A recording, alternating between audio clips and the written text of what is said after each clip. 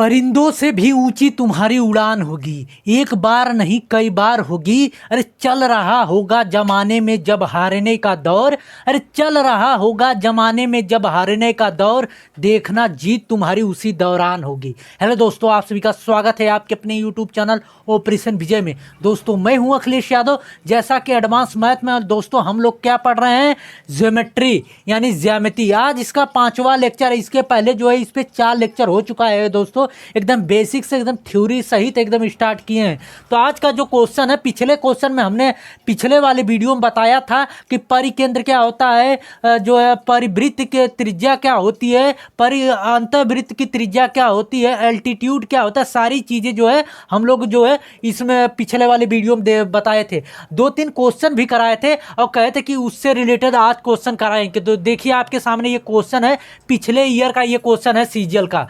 देखिए, एक समबाहु त्रिभुज का परिकेंद्र त्रिभुज के आधार से कितना 3.2 सेंटीमीटर की दूरी पर है।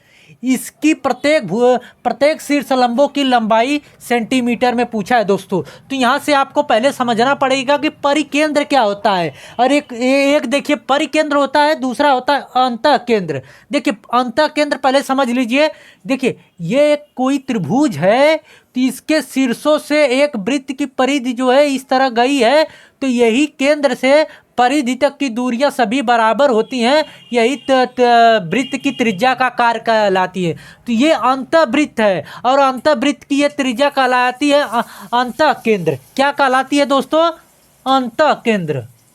अंतःकेंद्र कहलाती है। और परिकेंद्र क्या होता है? त्रिभुज के बाहर अगर वृत्त चारों तरफ घुमा है तो उसे परिकेंद्र कहते हैं। देखिए जैसे ये मान लीजिए एक वृत्त है, ये वृत्त है, ठीक, और इसके अंदर ये त्रिभुज है, ठीक। अब ये केंद्र है और केंद्र से ये त्रिभुज की परिधि यहाँ मिलाए हैं, तो यही केंद्र, ये लंबाई त्रिज्या कहलाएगी। और ये देखिए, तो यही कहलाएगा दोस्तों परिकेंद्र कहलाता है। क्या कहलाता है? परिकेंद्र। सिंपल सा समझिएगा, जब वृत्त जो है त्रिभुज के बाहर चारों तरफ हो तब वो परिकेंद्र कहलाता है, जब वृत्त जो है त्रिभुज के अंदर हो तो अंतःकेंद्र कहलाता है। क्लियर हो गई चीजें सारी। अब यहाँ से आपको पूछा है शीर्षलंब क्या होता है, एल्टीट्यूड क्या होता है। तो देखिए इसके पहले आपको मैं समझा दूं दोस्तों ये कैसे लगेगा आपको। ये कहा है कि इतनी दूरी है आपसे और ये कहा कि केंद्र से ये वाली दूरी जो है बताया है आपसे कितनी है, ये वाली दूरी बोला है दोस्तों 3.2 सेंटीमीटर। कहा है ना कि परिकेंद्र से त्रिभुज का आधार जो है 3.2 सेंटीमीटर, परिकेंद्र से त्रिभुज का आधार जो है 3.2 सेंटीमीटर। तो शीर्षलंब की लंबाई, तो शीर्षलंब क्या का होता है दोस्तों? किसी भी त्रिभुज में सामने शीर्ष से सामने वाली भुजा पर डाला गया लंब शीर्षलंब कहलाता है। आई बात समझ में? यहाँ से भी इस भुजा पर डाला गया लंब और यहाँ से इस भुजा पर डाला गया लंब, ये शीर्षलंब कहलाते हैं। एक त्रिभुज में कितने शीर्षलंब होते हैं? 3 शीर्षलंब होते हैं। देखिए एक होता है शीर्षलंब होता है दोस्तों, एक होती है माध्यिका। माध्यिका त्रिभुज के सामने वाली भुजा को बराबर भागों में बांटती है। अगर इसी तरह एक त्रिभुज बना दे तो ये माध्यिका अगर यहाँ पे करे तो ये टोटल अगर 10 मीटर लंबी है तो ये 5 और ये 5-5 में बट जाएगा। आई बात समझ में? माध्यिका सामने वाली भुजा को बराबर भागों में बांटती है, लेकिन शीर्षलंब ऐसा काम नहीं करता, सिर्फ 90 डिग्री पे गिरता है। तो यहाँ पे एक चीज समझिएगा कि अगर कोई त्रिभुज है, यहाँ पे समझाने का थ्योरी मोस्ट इंपॉर्टेंट चीज है। अगर थ्योरी समझ गए तो क्वेश्चन आसानी से लगा लेंगे। देखिए अगर कोई त्रिभुज है दोस्तों, तो यहाँ से अगर कोई माध्यिका डाली गई है सामने वाली भुजा पर, तो ये केंद्र है। ये क्या है? केंद्र A B, ये C है, तो ये मान लीजिए D है, और ये केंद्र मान लीजिए G है। तो ये केंद्र जो है, केंद्र पूरी भुजा को कितने भागों में बांटता है? 2:1 के अनुपात में बांटता है। ये अगर दूरी यहाँ से यहाँ तक 2 है तो यहाँ से यहाँ तक की दूरी 1 हो जाएगी। अगर टोटल लंबाई की बात करें तो अनुपात में 3 हो जाएगा। आई बात समझ में? इतना दूरी कितना 3.2 दिया है, यानी इतना दूरी जो है 3.2 दिया है, तो 1 बराबर अनुपात में 1 बराबर 3.2 के, तो पूरी लंबाई पूछा है तो 3 बराबर कितना हो जाएगा, आसानी से लग जाएगा। देखिए 1 बराबर दिया है दोस्तों 3.2 के दिया है, इतनी लंबाई और इतनी लंबाई सेम है, तो 1 बराबर अनुपात में 3.2 के दिया है, तो टोटल लंबाई यहाँ से यहाँ तक का पूछा है, तो टोटल लंबाई अनुपात में जोड़ेंगे 2 और 1 3 होगा, तो 3 बराबर कितने के, और इसमें मल्टीप्लाई कर दीजिए, 3 दूना 6 3 त्रिका 9, 9.6 सेंटीमीटर के। जब एक लंबाई इतनी तो तीनों की लंबाई 9.6 सेंटीमीटर होगी। यहाँ से इसको बढ़ा दीजिए आगे, यहाँ से इसको बढ़ा दीजिए, तो ये भी शीर्ष लंबाई कहलाएगा। क्यों कि ए सॉरी बी सी, अगर इसको शीर्ष मानेंगे तो सामने वाली भुजा ये कहलाएगी आधार, अगर इसको शीर्ष मान रहे हैं तो ये आधार कहलाएगा, अगर इसको शीर्ष मान रहे हैं तो ये आधार कहलाएगा। ये चीज़ें समझिएगा, ये सिर्फ दिमाग में ये मत बैठा के रखिएगा कि से यही शीर्ष होता है। जब इसको शीर्ष मानते हैं तो ये आधार होता है, इसको शीर्ष मानते हैं तो ये आधार होता है, ये शीर्ष मानते हैं तो ये होता है। क्लियर हो गई? आपका यहाँ से क्वेश्चन पूछ दिया। अगर इतना भी पूछ सकता था आपसे तो इतना 2 बराबर कितने के, 1 बराबर इतना के, तो 2 बराबर कितने के, 2 दूना 4, 2 तिहाई 6 हो जाएगा, 6.4 के हो जाता। आई बात समझ में? तो यहाँ एकदम आसानी से हर एक क्वेश्चन का आप आसानी से लगा सकते हैं। चलते हैं दोस्तों अगले क्वेश्चन पे। चैनल पे नए तो सब्सक्राइब कर लेना और बेल आइकन को दबा लेना कि आने वाली वीडियो का नोटिफिकेशन आपको मिलता रहेगा। और लास्ट तक देखिएगा, अगर बेहतर लगे समझ में आए तो लाइक करिएगा और दोस्तों के बीच में शेयर करिएगा। चलते देखिए दोस्तों, आपके सामने ये क्वेश्चन दिया गया है, ट्रायंगल ए बी सी में एंगल जो है एंगल ए बराबर 80 के, उसमें यदि एंगल बी तथा एंगल सी के आंतरिक द्विभाजक क्रम से बी डी तथा सी डी हो तो क्या पूछा है, बी डी सी का मान कितना होगा एंगल, यही आपसे पूछा है। तो पहले एक ट्रायंगल बना लीजिए, पहले जो काम कहा है उसको कर लीजिए। ठीक, देखने में आसान है, ये सीजल पिछले ईयर का क्वेश्चन है। ए बी सी कह दिया कि एक ट्रायंगल बन गया, करा कि एंगल बी तथा एंगल सी का आंतरिक द्विभाजक। आंतरिक द्विभाजक का अर्थ ये होता है दोस्तों कि ये एंगल टोटल ए होता है, अरे टोटल बी होता है, इसका द्विभाजक मतलब कि एंगल बी को बराबर भागों में बांटता है यहाँ पर, और एंगल सी का द्विभाजक यहाँ पर। द्विभाजक का अर्थ जानते हैं क्या होता है, ये सारी चीज़ें पिछले वीडियो में बता चुके हैं, लेकिन हर एक क्वेश्चन का जरूर आपको समझ में आएगा, हर एक क्वेश्चन जो है विस्तार से बताएंगे।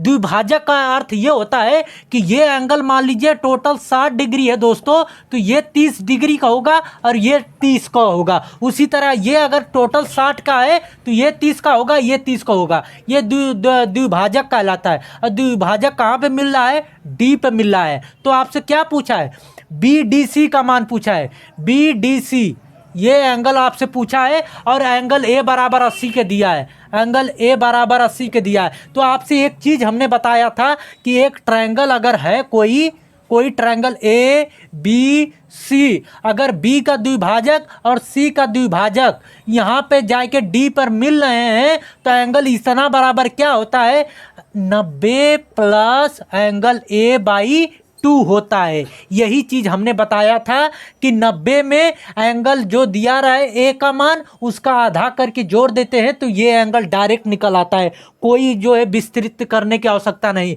तो ऐसे 80 दिया है, ये आपसे पूछा है, तो क्या हो जाएगा, 90 प्लस एंगल एक कितना है 80/2, तो इसका 80 का आधा करेंगे तो 40 आएगा, और 40 में 90 और 90 में 40 जोड़ दीजिए, कितना आ जाएगा, 130 डिग्री आएगा। ये डायरेक्ट आई बात समझ में, कितना निकल के आ गया, 130 डिग्री। समझ में आया? तो इस तरह आप डायरेक्ट लगा सकते हैं। ये अगर बाहर जाए, ये भी क्वेश्चन अभी हम लोग करते हैं। ठीक, फिर चलते हैं दोस्तों अगले क्वेश्चन पे। दोस्तों अभी तो आपने आंतरिक द्विभाजक समझा था, यहाँ पे समझिए कि वाय द्विभाजक क्या होता है। ट्रायंगल ए बी सी में ट्रायंगल एक बना लीजिए, पहला काम, एक ट्रायंगल बन गया। ठीक, ए बी सी, ठीक, ट्रायंगल ए बी सी में एंगल ए बराबर 20 के 120 के, एंगल ए बराबर 120 डिग्री के दिया है। उसमें यदि एंगल बी तथा एंगल सी का वाय द्विभाजक, तो वाय द्विभाजक का अर्थ ये समझिएगा, इस रेखा को आगे बढ़ा दीजिए और इस रेखा को आगे बढ़ा दीजिए, तो वाय द्विभाजक का अर्थ हुआ कि ये कोण इसका वाय कहलाएगा और ये कोण इसका आंतरिक कहलाएगा। ध्यान रखिएगा, बी का जो है ये आंतरिक कोण हो गया, ये वाय कोण हो गया। तो इसका वाय द्विभाजक यहाँ पर और सी का वाय द्विभाजक यहाँ पर आके ओ पर मिलता है। कहा है ना कि क्रमशः ओ बी तथा ओ सी हो तो क्या पूछा है, ओ अरे बी ओ सी पूछा है, बी ओ सी का मान ये वाला एंगल आपसे डायरेक्ट पूछा है। तो देखिए कैसे निकालते हैं। अगर ट्रायंगल ये दिया रहे, क्या दिया रहे, ए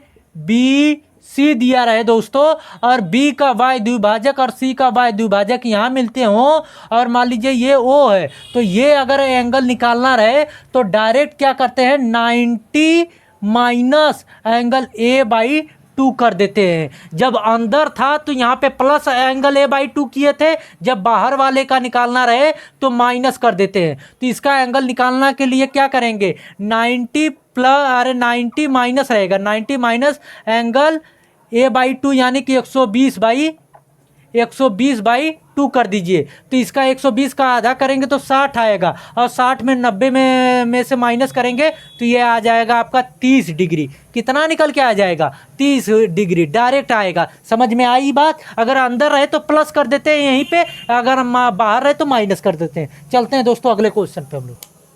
देखिए दोस्तों, जो टॉपिक हमने पिछला बताया था उस पर आधारित एक लास्ट क्वेश्चन है। देखिए, आई एक ट्रायंगल ए बी सी का अंतः केंद्र है, तद अनुसार यदि एंगल ए बी सी बराबर 65 तथा ए सी बी बराबर 55 हो तो बी आई सी का मान पूछा है। देखिए, ये एक ट्रायंगल है, ठीक। अंतः केंद्र मतलब ये वाला, ये केंद्र आई दिया है, ये ए है, ये बी है, ये सी है, और कहा है कि ये टोटल कितना है। कहा है ना कि एंगल ए बी सी जो बीच में रहता है वही एंगल होता है। तो एंगल बी बराबर 65 डिग्री के, ये आपको 65 दिया है, बाहर लिख देते हैं। और ये कितना दिया है, ये कहा ए सी बी, बीच में देखिए सी है ना, तो ये इसका मान है 55 डिग्री के दिया है। तो पहले ये निकाल लीजिए और यहाँ से इसको मिला दीजिए और यहाँ से इसको मिला दीजिए। आपको अभी हमने इस तरह क्वेश्चन बताया है। तो ये एंगल पहले निकाल लीजिए, जब तक ये नहीं निकलेगा तब तक ये एंगल नहीं निकल सकता आपका।